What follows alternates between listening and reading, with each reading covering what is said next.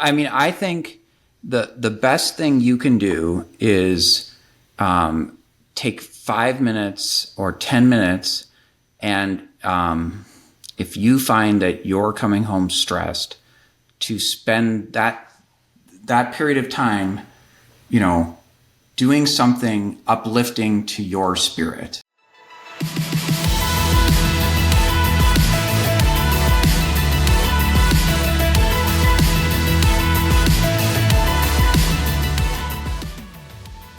Hey, thanks so much for listening to the Ridge Community Church podcast. My name is John. I'm one of the pastors at the Ridge, and our vision is to bring the hope of Jesus into every home. So we want to bring you something hopeful and helpful for your everyday life. Whether you've been following Jesus for a while or you're still trying to figure out exactly what you do believe about God. Now, you'll find on this podcast things that'll help with conversations about marriage and parenting and mental health and work, practical things to help you in your faith journey, and a lot more. So whether you're listening to this on your favorite podcast app or you're watching on YouTube, be sure to follow and subscribe so that you don't miss any of the hopeful and helpful conversations. Hey everyone, thanks for joining us for this episode of the Ridge Community Church podcast. So glad that you're here with us today as we're diving into a topic that I think probably all of us can relate to, and that's stress at work and how it affects our life, how it affects particularly our life at home. And so to have this conversation, I asked Dr. JC Neilson to come join us. Now, he is a orthopedic surgeon. And so as you can imagine, he's dealt with a lot of stressful situations at work and has some great insight on some things that we can do to be proactive about making sure that those things don't come into our home life and our home relationships. And so this is my conversation with JC. Well, hey, JC, thank you so much for coming on the Ridge podcast. Hey, it's my pleasure. Thanks for inviting me. Yeah, and I'm super excited about our conversation today. But first off, hey, how's life? How are things going? I know you just got back from Utah. How was that trip? It was great. Every year, I get together with my brother and some friends of ours and try and really keep those relationships strong. And so we do a ski trip every year, and we were blessed by 3 days of powder, so can't complain. Nice. Yeah, you missed the powder so much you brought some of it with you back to Wisconsin, right? Yeah. I think we're on inch 3 or 4 right now. My personal opinion, as somebody who grew up in Canada, is that the meteorologists here really overpromise the snow and then underdeliver, because I want to go cross country skiing, but I can't remember in the last 3 years when there was more than 3 days of cross country skiing in a row. Yeah. Some people would call that over-threatening, but over-threatening. Well, I try to give them the benefit of the doubt. Yeah, there you go. Hey, would you mind sharing just a little bit about yourself and what you do for work? Yeah, absolutely. So I am a orthopedic surgeon who specializes in the treatment of orthopedic cancer, and I also do a fair number of complex joint replacements. And so sometimes orthopedic oncologists, or sarcoma surgeons as we call ourselves, specialize in limb salvage or limb restoration in the setting of a situation that is very, very difficult for patients. Yeah. I live here in Milwaukee. I've lived in Milwaukee for almost 20 years. And my wife, Sarah, and I have 3 kids who are 11 through 17. And that has been super fun. We're talking about work stress, but I'm sure we could probably work in a little bit of what the stress of parenting a bunch of teenagers is too.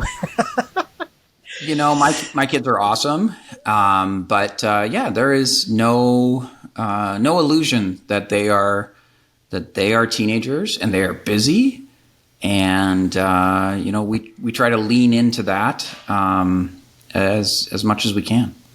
Yeah.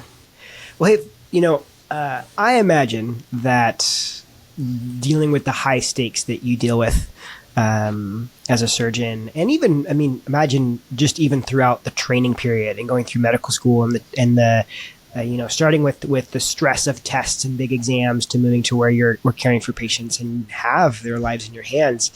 There's, I imagine, a lot of stress associated with that. Maybe we could start there. What does it feel like when you're at work? How do you, maybe starting with just how you deal with stress at work? Do you have anything that you kind of go to or lean on or kind of process through? What does that look like? Yeah, I mean, I take a bit of a practical approach to a lot of these things. And, a life that deals with stress is a life that is not afraid to do hard things.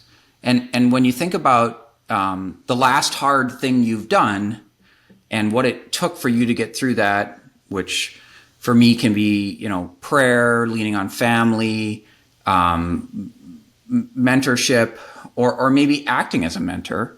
I think that when I deal with a stressful situation, if I'm honest, I'm looking back and leaning on how I've dealt with a previous stressful situation.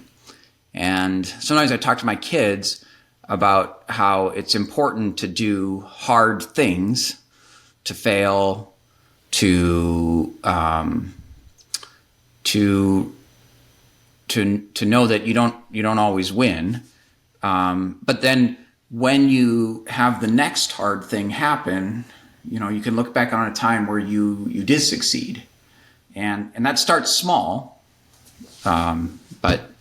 But that's definitely one of the things I do. Doesn't mean that I haven't been in the middle of a very difficult situation and spent 6 seconds to bow my head and lean into God to just calm where we're at,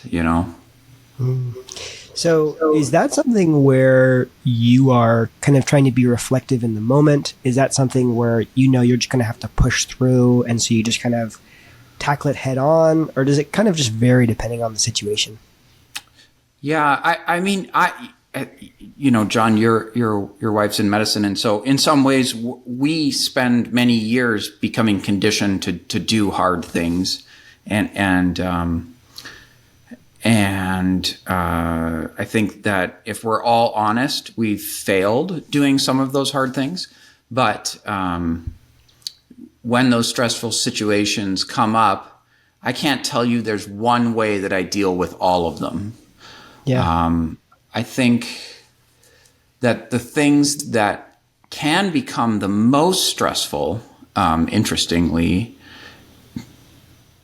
now 14 years into my practice, is still the people part. You still want to make the people, whether it's the patients or the residents and the medical students I help train, or my clinic staff, sometimes the hardest, most stressful situations are the people parts.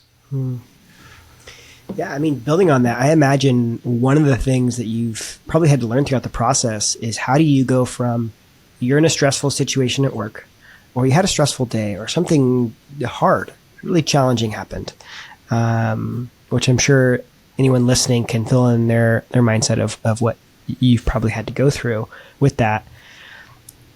Is there any way to not bring that home and have it impact your family life? Or is it like going to impact it no matter what you do and you kind of just have to deal with it? How have you kind of navigated that? I think the biggest thing that I know I do is I can bring my frustration home with me. It can definitely make me withdraw from my family, which is probably the exact opposite of what you should do. My wife, who takes a huge amount of credit for being an amazing support to me throughout, the 2 years that we were dating and married in medical school, and then 5 years of residency, a year of fellowship, and then the last 14 years of practice. She leans into me and tries to find the things that she knows that she can do to help support me. And I also lean on other family and friends. I have mentors who do what I do. My father and some of my brothers are also physicians, and so I'll sometimes call my father on the way home from work just to tell him about my day. Yeah, that's frustrating, and that you don't always think about, but that's one of the ways that you can relieve the frustration is to talk about it. And so I think, I think he appreciates my calls, or he's smart enough to know for the last 10 years that he's been talking me off the ledge, and I only figured it out like 3 minutes ago during the podcast, right? Yeah. I mean, it sounds like part of that process for you is as you're going home, or like figuring out ways to decompress. And it sounds like talking with somebody is really helpful. But I imagine is there anything else that maybe you have an attending that you're mentoring, and that doctor is saying, "Hey, I'm struggling with stress and it's affecting my life at home." Like, what advice would you give them? So, I have been blessed with great mentors above me, and I do my best to try and help some of my, junior and also peer colleagues. I know these people, and I really, try to be affirming of their skills and their goal, which is to help the patient, even though things aren't going as well as they'd hoped. And so I try to be both a resource and just at times a shoulder to cry on, or somebody to laugh with. Sometimes we say to each other, I'm too mature to be angry, and I'm too old to cry, so I guess we're going to have to laugh about this a little bit. But not all those things are true, because all those things happen. Yeah. Mm. When you get home, you mentioned that your wife, Sarah, she does a really great job of supporting you when you're in those moments of feeling stressed or withdrawn. Is there something that she does that's helpful for you, that maybe somebody, they're battling a stressful situation at work, they're taking it home, and part of it's that surrounding, like, how do you set up your environment to be successful, right? Is there anything she does particularly well that's helpful for you? I think she, as the years have gone, has been able to recognize this better than I have. And so she will work really hard to make sure that we spend some time together. That time isn't always a deep conversation, or, us sitting down and doing something hyper spiritual. It can be just her making sure that we have some time together in the evenings, and putting the children to bed or sending them. At this point, you guys all have to leave now. Okay. Yeah. You don't have to go. You don't have to go anywhere else other than your room. So please go there, and leave your phones in the kitchen, because they're not allowed in your rooms. Yeah. I mean, so you have 3 awesome kids. I imagine part of the, one of the things that we've seen is that a lot of people, when they think about their work stress, one of their biggest concerns related to it, besides obviously how it makes them feel, is just a worry about how it affects their kids, because, maybe it's creating a burden for them and it kind of projects onto that situation. What are your thoughts on that? Has there been something that you found that's been helpful for you to, I know you mentioned before we started to compartmentalize a little bit, and kind of protect your kids from that stress? No, I really try to. One of my biggest goals, which I know I don't always achieve, is to model the idea that whatever's happening around you, everybody else has some component of stress. And so I talk to the residents at work, like, that patient, it was very inappropriate with us, but they're the one that is dealing with their cancer or potentially losing a limb or, and at some point they're grieving for a life that they thought they would have or had. And now that life is looking very different. Yeah.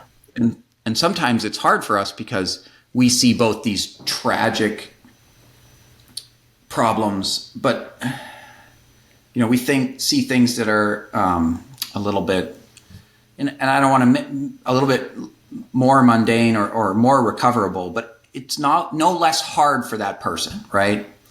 And so when I come home to my kids, I really try never to complain or to talk with them specifically about the extreme difficulties at work. It doesn't mean I never tell them that bad things happen or that it's not going well, but I try to lay out all those people around me in the most positive light I can, Yeah. So is that like making sure that they don't feel like they can't talk to you about their stresses and burdens? Is that like you making sure that that you don't feel like you're minimizing the things that they're going through?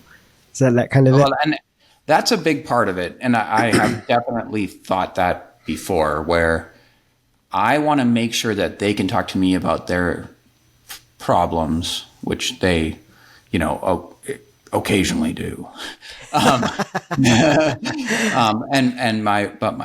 maybe talk to Sarah more about that. And this isn't about them, but what I'm saying is you're absolutely right. I don't want them to feel like their things aren't important, right? Mm-hmm. So the things that they are going through are very important to me. And those things are important to them. Yeah. And so I don't want to take these very difficult problems and feel like they're burdened by them too. That's for me. Yeah. And in some ways for Sarah. Yeah. Do you feel that? Yeah, I'm curious. You obviously see a lot of people going through some really challenging, really stressful things, and really hard things. Is it like, and I'm sure there are times where, you feel stressed about things that, and maybe I'm wrong here, but my guess is that you feel stressed about sometimes things that aren't as, I don't want to like elevate one stressor as bigger than the other, like you were saying, but it feels that way, I'm sure, at times, like where there's like, seems like that person has a struggle that's a 9 and this thing that I'm dealing with is a 4, but this thing that's a 4 is still really bothering me. Is that a hard, like, wrestling act that you have to go through? Yeah, no, I really think that's true.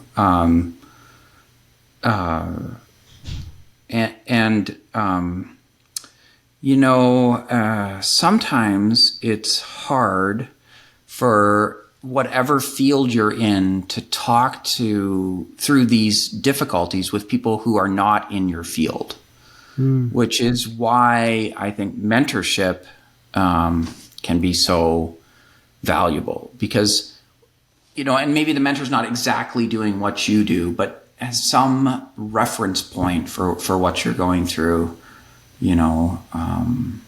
my friends who are in the military, I don't feel like I can relate to them about some of their experiences very well, where they need somebody who maybe has some similar experiences, because the point of reference is very difficult.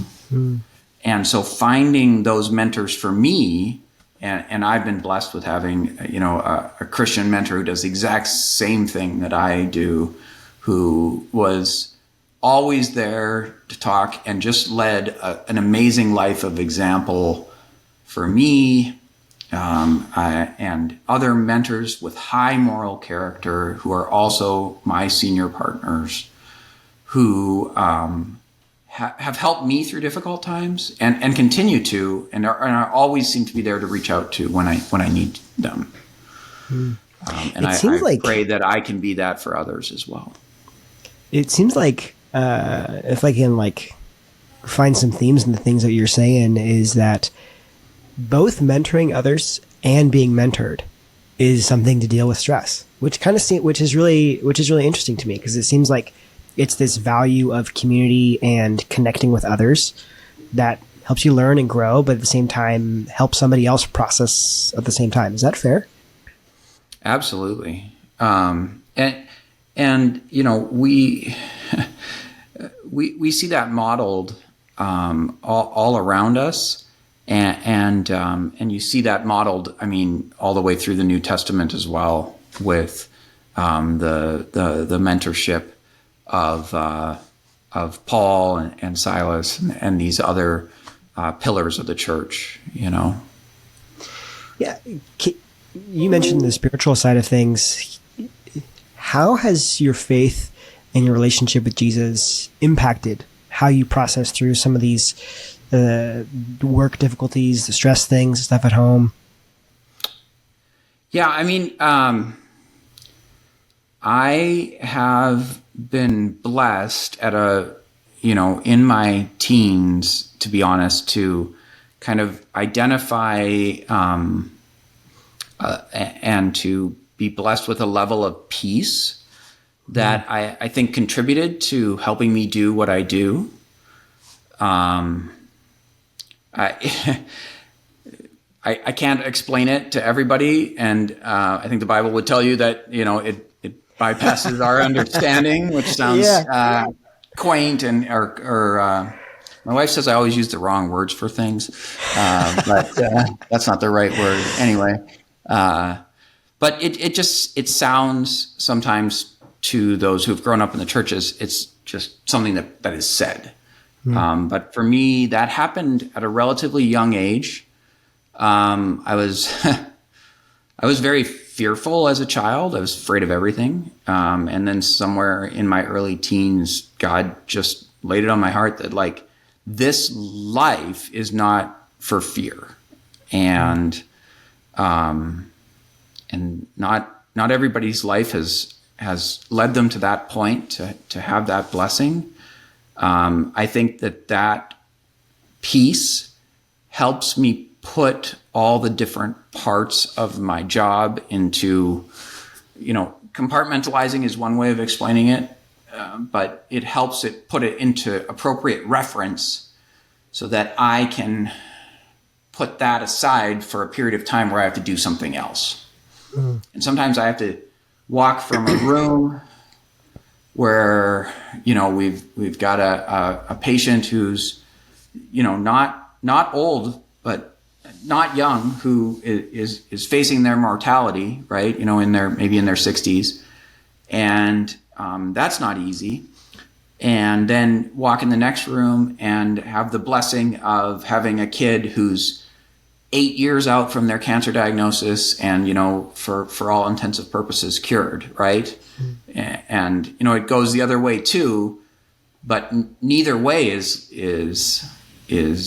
good. And so I have to do that in the hallway, in the steps between rooms sometimes. And so that peace helps put those things into perspective. And I think it's part of how I compartmentalize my life. Do you find yourself praying at work? I do. I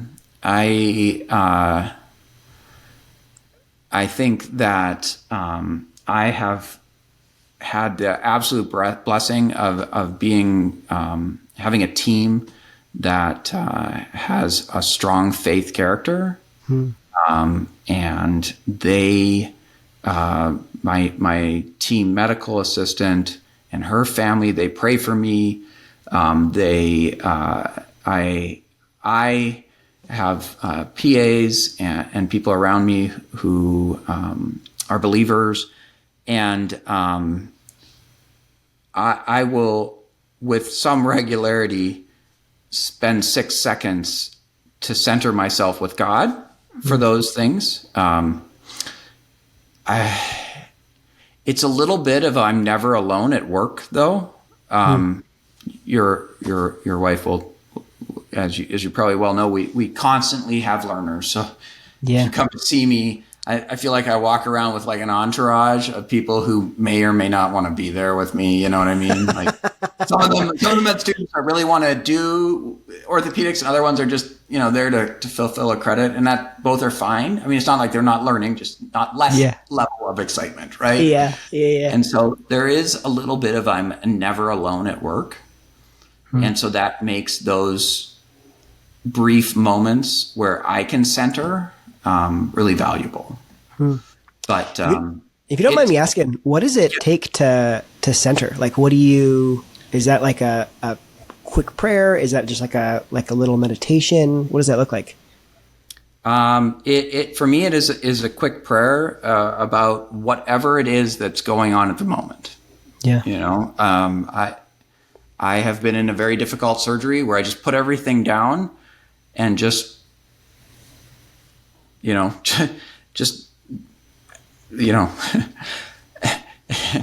things you can do in the operating room that look like you're doing something, even though you're not doing anything, where you need to recenter. It sounds terrible. We're giving away all the trade secrets here, but yeah, I won't tell anybody. I won't tell anybody. Yeah, don't tell nobody. Yeah, right, exactly. Yeah. So sometimes you need to recenter and think, and the beginning of that thinking is often a Lord, I need your help right now because I don't know how this problem is going to solve itself, or how we're going to solve this problem together.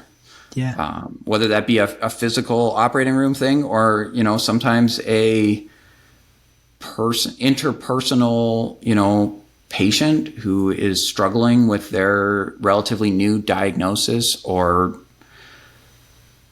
a parent who's struggling with a diagnosis. So yeah, it can be hard. And so remembering what they're going through as one thing when you're doing with interpersonal stuff, and then just centering yourself so that looking at your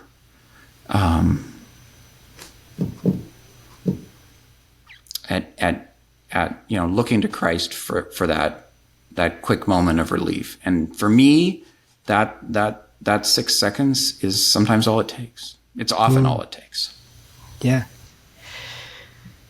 I think that's a cool just reminder of one, that we can go to God even in the crazy stressful moments, and he gives us that peace that you're talking about.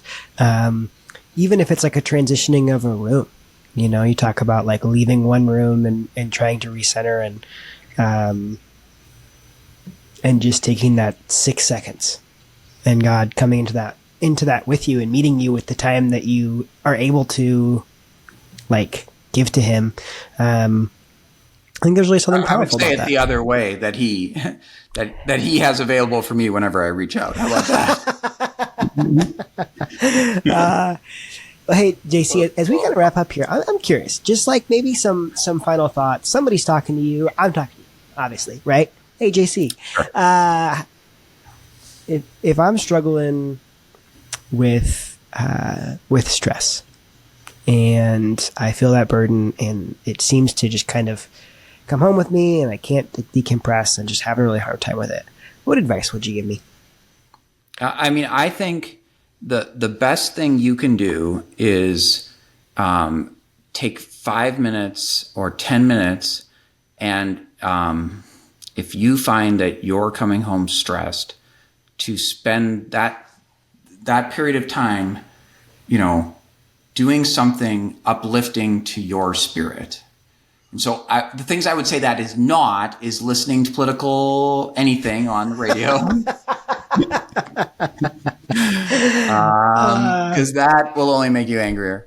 But I do think that, taking the time to play some music that's uplifting while you're driving, and then when you get home and you park in the garage or whatever, in the street or wherever you're doing, or walking home or listening to your phone, that you're doing something uplifting. Because I have had it in my life before where the exact opposite was happening. So I would be, doing something that was not helpful to center my spirit on God. And then I would get home and be frustrated with things, and that didn't help on the way home. But if I had taken the time or and reached out and listened to some music or a uplifting podcast or something like that, then your center immediately is, Christ. And so from there and from that repetition, I think you can get closer to that peace that passes all understanding. And so that's one of the things that I would do. The other thing I would do is absolutely talk to somebody about it. Try and find somebody who you can identify as a mentor, and reach out for them. And sometimes you need to overtly ask them to mentor you. Do you have 5 or 10 minutes once a day to or twice a week or whatever, to help mentor me or to listen to me talk? Because especially since COVID, we talk to fewer and fewer people. Man, I feel like I could chat with you about this and your experiences, and not just stress, but I know you got a really cool trip coming up. Maybe we'll have you back on after that and you can tell us about your experience. But yeah, I'd love to do that. Thank you. Awesome. Thank you so much, JC. Thanks for sharing. And I know that thanks for doing what you do as well, where you're just helping people's lives. We really appreciate it. It's my vocation. It's, in my opinion, it's what I was meant to do. Well, that was my conversation with JC, and I just want to thank him again for sharing. I know that there was a lot of really great stuff in there, and if I can just pull out a few things really quick. One, finding a mentor within the same field as you sounds so helpful. I mean, you talk about somebody that can bring wisdom to your exact situation and relate to the specific types of things, the specific types of stress that you're going through. And then also being able to, eventually bring that conversation, helpful tips that you've learned, to somebody else. And right there at the end of it, where he's talking about creating margin and separation between your actual work time and your time at home, to give yourself a moment to recenter, to kind of separate the stresses of the day, so that you're not bringing those exact frustrations and moments into your home relationships. Super helpful tip. And then I love the idea of taking moments throughout the day when you're facing stressful situations to just recenter, to pray for, even if it's just a couple seconds, to connect with Jesus, who is that source of hope and peace and joy, and just inviting him into those challenging, stressful moments, and just see what he does and just see how he impacts your life. Thank you so much for listening to this episode of the Ridge Podcast, and make sure you follow and subscribe so that you don't miss any hopeful and helpful conversations.